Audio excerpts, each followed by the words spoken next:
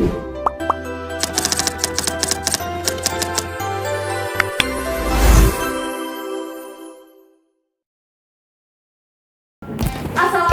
warahmatullahi wabarakatuh.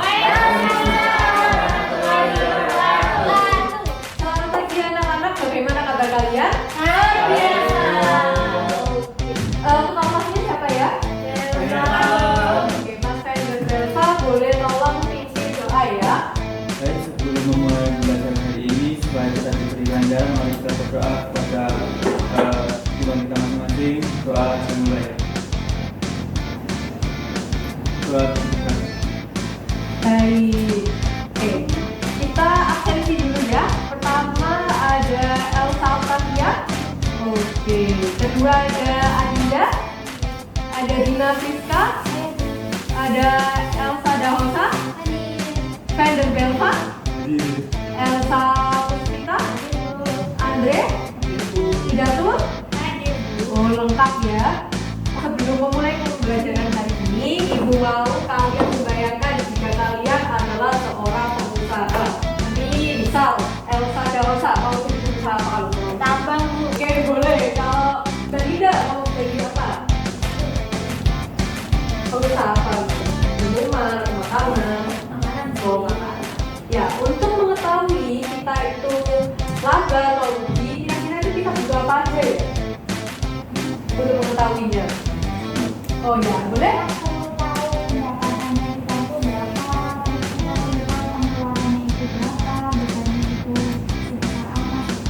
Iya, baik, benar apa yang dikatakan oleh Mbak Elsa Octavia. Benar sekali, kita itu harus memikirkan itu semua untuk mengetahui bisnis kita itu laba atau rugi. Oke, hari ini kita membahas topik yang sangat fundamental untuk di dunia akuntansi, yaitu tentang laporan keuangan dan unsur-unsurnya. Sebelumnya kalian ada yang tahu nggak soal apa itu laporan keuangan? Apa materi? Ya, Mbak Elsa? Saya keuangan itu adalah catatan tentang kondisi keuangan perusahaan seperti berapa uang yang masuk dan berapa uang yang keluar. Oke. Baik, ada lagi yang mau menjawab? Boleh angkat tangan? Oke, kayaknya masih kurang semangat ya. Oke, kayaknya masih kurang semangat ya. Tapi kalian masih semangat kan? Baik, kita masuk ke materi ya. Kita lihat PPT dulu. Oh, sebelumnya tujuan pembelajaran ya. Tujuan pembelajarannya seperti yang ada di depan ini. Pokoknya Ibu harap kalian itu mengikuti dengan sesama ya, agar kalian itu paham, bisa mengerjakan dengan gampang, jadi nggak bingung ya, dan bisa yang baik-baik ya. Soalnya materi ini itu penting sekali dan bukan hanya berlaku saat mengerjakan ujian saja. Materi ini nanti bisa membimbing kalian kalau kalian kerja nanti, jadi harus dihafal benar-benar. Dan kita akan mempelajari materi yang pertama yaitu siklus akuntansi, yang kedua laporan keuangan dan unsur-unsurnya, yang ketiga tujuan utama laporan keuangan, selanjutnya kualitas laporan keuangan, asumsi dasar, dan nanti ada kuis kalau waktunya ada ya. Tapi nanti di tengah-tengah Ibu akan bagi kalian menjadi dua kelompok. Oke? Yang pertama adalah siklus akuntansi. Menurut kalian siklus akuntansi itu apa? Apa Mbak Dinda? Boleh dijawab? Menurut saya, akuntansi itu proses mencatat uang keluar dan masuk di sebuah perusahaan supaya kita tahu untung atau rugi. Oke, benar sekali. Di sini dijelaskan akuntansi adalah aktivitas mengumpulkan, menganalisis, menjadikan, mengklasifikasikan, mencatat, melihat dan melaporkan aktivitas atau transaksi perusahaan dalam bentuk informasi keuangan. Lalu kalau siklus itu ada yang bisa menjelaskan? Saya Bu. Apa Mas Kanda? Jadi siklus akuntansi itu semacam urutan kerja dalam akuntansi ya. Saya lupa urutannya, tapi kayaknya mulai dari jurnal terus buku besar. Itu apa ya Bu? Lupa ya? Oke, kita bahas sama-sama atau ada yang mau membantu? Saya Bu. Oke, apa Mbak? Menurut saya, siklus akuntansi adalah langkah-langkah yang dilakukan perusahaan untuk mencatat transaksi, membuat jurnal besar sampai dengan menyusun laporan keuangan. Bagus, beri tepuk tangan dulu untuk teman-teman. Baik, kita masuk ke slide selanjutnya. Siklus akuntansi merupakan serangkaian langkah yang dilakukan oleh seorang akuntan dalam menyusun laporan keuangan perusahaan atau entitas. Lalu, kalian ada yang tahu nggak sistem pencatatan itu ada apa saja? Tidak. Tidak. Oke, Mas belum pernah ini ya? Tunggu masih awal, baru masuk Bu. Oke. Tapi sebelum ke sini, Ibu mau tanya dari materi yang tadi apa ada yang ditanyakan? Belum. Belum ada? Serius? Tanya Oh, ada. Apa? apakah siklus akuntansi itu harus diurut ya Bu? Nah kalau misal salah satunya kita nggak kerjakan itu bagaimana ya Bu? Baik, siklus akuntansi itu harus dikerjakan secara urut ya teman-teman. Karena apa?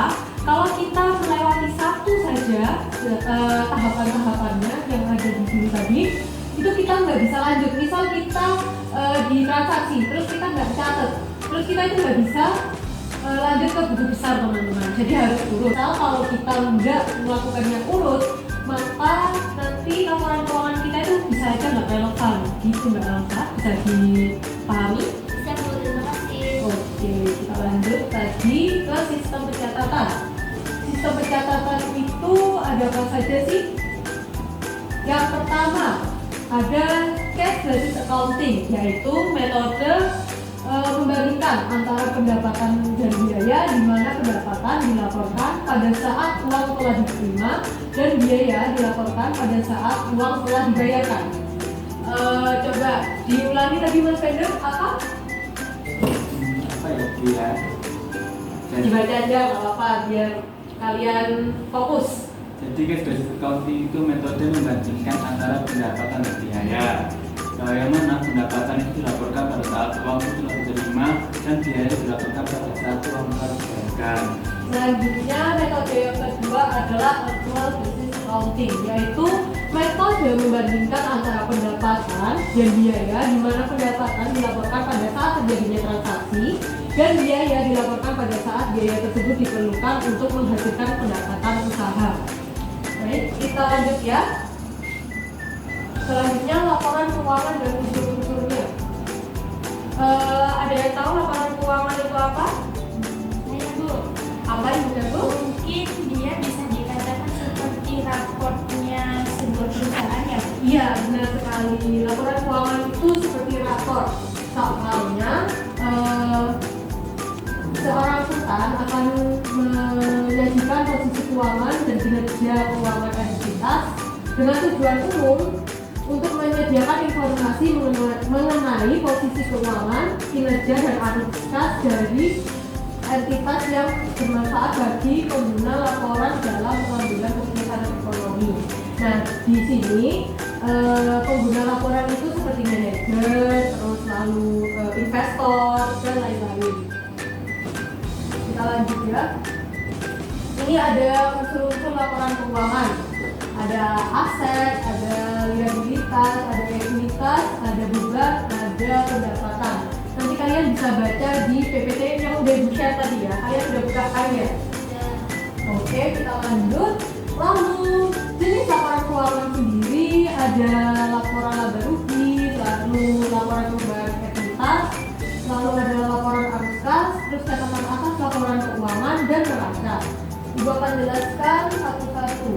Ada yang tahu laba rugi komprehensif itu apa? Mungkin kalian ada yang tahu? Belum tahu. Oke, kita bersama-sama ya. Laporan laba rugi komprehensif yaitu laporan yang menunjukkan kemampuan perusahaan dalam menghasilkan laba selama satu periode akuntansi atau selama 1 tahun. Nah, secara umum laporan laba rugi ini tersedia dari ini komponen-komponennya: pendapatan, biaya, harga pokok, penjualan, laba rugi, laba bersih, dan laba kotor. Di sini masih ada pertanyaan? Belum. Oke. Tapi kalian masih fokus kan ya? Masih.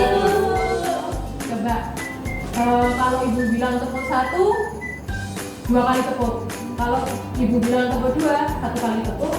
Kalau tepuk 3, tidak tepuk. Tepuk 2, tepuk 1, tepuk 2, tepuk 1, tepuk 3, tepuk 2.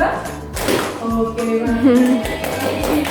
aku sama ya. Oke, kita lanjut. Jenis laba yang terdapat dalam laporan laba rugi ada laba kotor, laba operasi, laba bersih, dan laba operasi berjalan. Selanjutnya laporan perubahan ekuitas.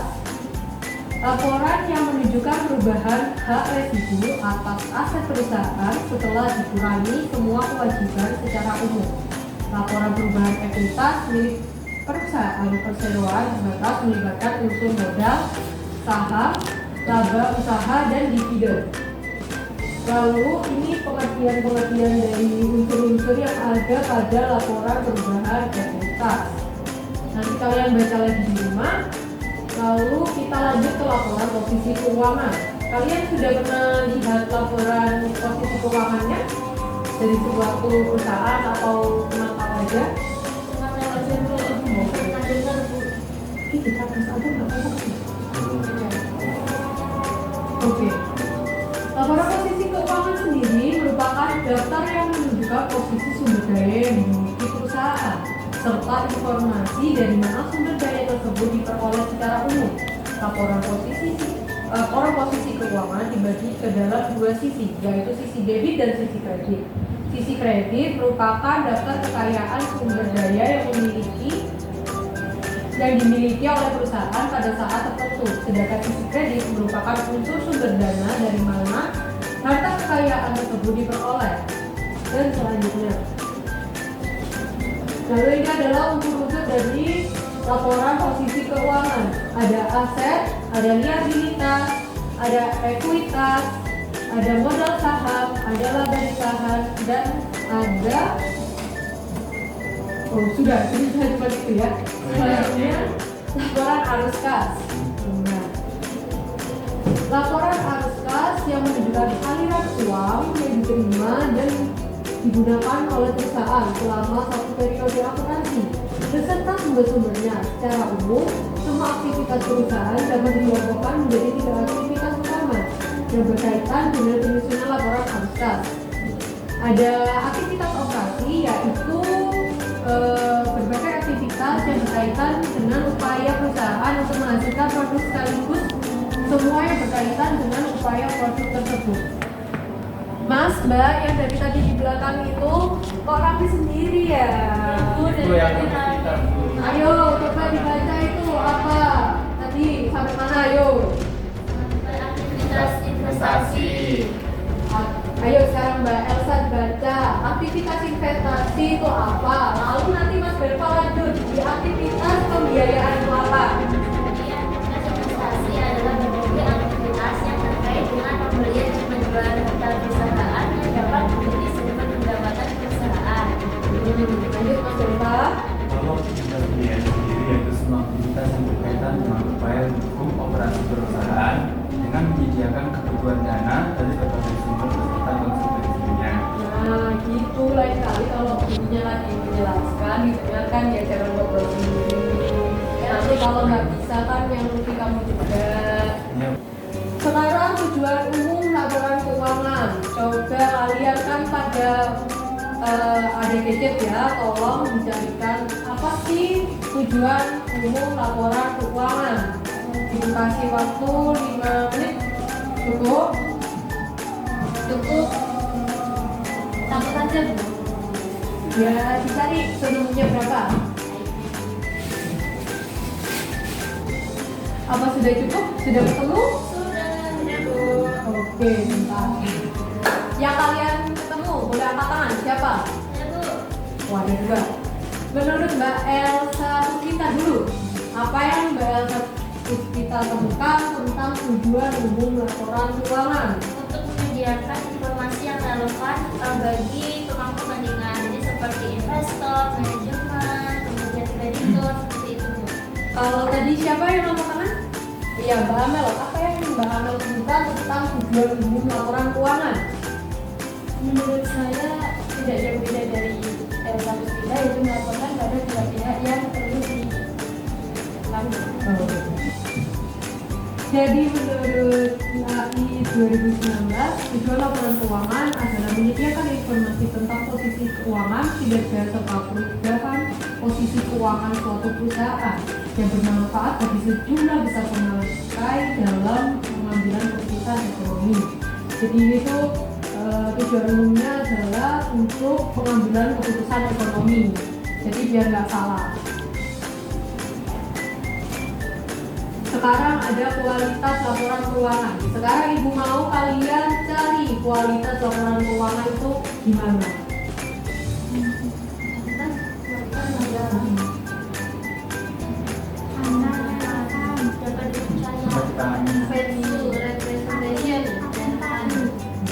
Jadi sudah tahu semua ya ini ya? Sudah Bu. Benar. Standar kualitas laporan keuangan itu dapat dipahami, relevan, materialitas,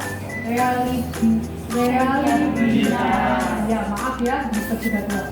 Kelengkapan, pertimbangan yang sehat, dapat dibandingkan, tepat waktu, dan lain-lain. Ada yang bisa mendeskripsikan makna dari relevan sendiri itu apa?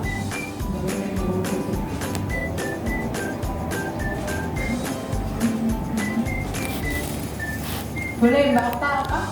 Yang relevan itu berarti informasinya itu bermanfaat dan dapat mempengaruhi keputusan pengguna informasi tersebut, entah itu investor atau manajemen atau yang seperti disebutkan oleh status kita tadi. Oke, baik, bagus sekali. Ini yang di depan kenapa kok ketawa? Main HP Bu. Ayo ditaruh dulu, nanti nggak tahu ya waktu kuis ya. Oke, Ibu lanjutin ya. Baik Bu. Berikut adalah asumsi dasar. Tolong yang di belakang itu Mas Andre dibaca nomor 1, lalu ada Mbak Indah dibaca nomor 2, lalu Mbak Amel nomor 3, dan nomor yang terakhir Mas Fender. Sekarang Yang pertama kita ada kesatuan usaha khusus atau ekonomi entity. Suatu perusahaan dipandang sebagai perusahaan terpisah dengan pemiliknya. Perusahaan dianggap sebagai unit akuntansi yang terpisah dengan pemiliknya atau dengan unit usaha yang lain. oke, bagus. Dari waktu atau time period, walaupun perusahaan diasumsikan akan terus dalam jangka panjang, tetapi pada proses pelaporan informasi keuangan seluruh aktivitas perusahaan pada jangka panjang itu dibagi menjadi periode-periode aktivitas selama jangka waktu tertentu. Penyajian informasi keuangan dalam periode waktu tersebut adalah untuk memberikan batasan aktivitas selama waktu tertentu. Oke, baik. Terima kasih ya. Selanjutnya adalah tugas kelompok. Ini paling kalian tunggu-tunggu kan ya, tugas. Oke, ini kalian mau beli sendiri atau mau sendiri? Oke, karena kalian maunya pilih sendiri, yang diacak adalah kelompoknya. Kalian gabung kelompok 1 atau kelompok 2. Ibu skip sebentar ya. Oke, ini barisnya Mbak Adinda, yang satunya itu typo ya, harusnya Mbak Ida. Jadi baris Mbak Adinda dapat kelompok 2, barisnya Mbak Ida dapat kelompok 1.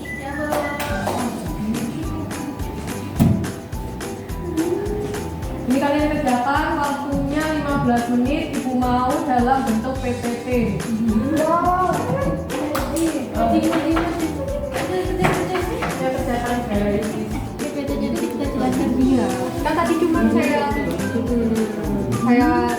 cuma tampilkan itunya aja, kalian aja pengambilannya, oke? cari pengertian apa jenis-jenisnya? contohnya juga loh. Jenis-jenisnya juga, pokoknya kalian jelaskan sejelas-jelasnya sepengertian kalian, oke? Ya Bu. Ibu, Iya, bisa. Ibu. Bagus ya Bu PPT-nya. Oh iya, bagus, ini sangat warna-warni ya. Wow. Ada memiliki juga. Oh iya ya.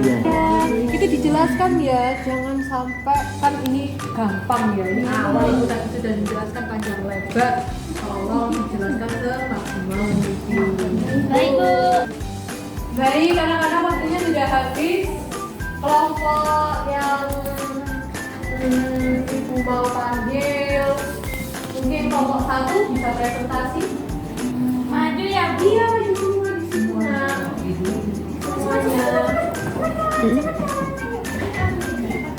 Kita dari kelompok 1, di sini kita akan berpresentasi tentang kelompok kami, yaitu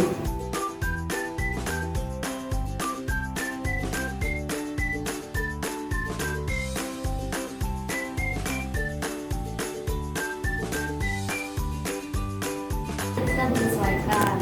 Baik, bagus sekali ya kelompok 1. Terima kasih. Iya. Baik anak-anak, materi kita udah habis tadi ya. Tadi udah presentasi, bagus banget. Ternyata kalian paham sudah ya. Ibu mau mengulas kembali materi yang telah kita pelajari. Coba, siapa yang dapat menyebutkan siklus akuntansi itu apa saja? Angkat tangan. Saya Bu. Baik, Ibu. Baik, Ida, boleh disebutkan apa saja? Jadi 8 tahap itu ada yang pertama identifikasi transaksi, kemudian dilanjutkan dengan membuat jurnal umum, kemudian kita posting ke buku besar, Ya. kemudian neraca saldo, ya, jurnal penyesuaian, kemudian ada kita membuat neraca saldo setelah penyesuaian, kemudian laporan keuangan dan kita membuat jurnal. Baik, beri tepuk tangan untuk kalian semua. Ya guys, terima kasih ya. Kalian itu sudah berpartisipasi aktif. Sama Ibu. Kalian mendengarkan meskipun tadi Mas Belva lain kali sama Mbak Elsa jangan ngobrol aja. Kalau mau ngobrol di nanti waktu istirahat ya. Terus Mbak Amel kalau ruang IG atau apapun itu jangan ketawa ngajak-ngajak ya Mbak ya. Oke. Ini Ibu mau mengasih kalian sebuah cinta dari Ibu untuk kalian, yaitu tolong kerjakan tugas ya anak-anak. Kalian bikin presum tentang apa yang sudah Ibu jelaskan tadi menurut dan sesuai kreativitas kalian dikumpulkan minggu depan. Bentuknya apa Ibu? Tolong kalian bikin entah infografis ataupun PPT tadi nggak apa-apa, tapi harus juga dari PPT yang punya Ibu ya. Oke? Baik, terima kasih untuk kalian semua yang telah berperan aktif. Ibu banyak-banyak terima kasih ke kalian. Kalian semua hebat, kalian semua cerdas. Jangan lupa belajar untuk materi minggu depan, oke? Ya Bu. Oke, akhir kata dari Ibu. Wassalamualaikum warahmatullahi wabarakatuh. Waalaikumsalam warahmatullahi wabarakatuh.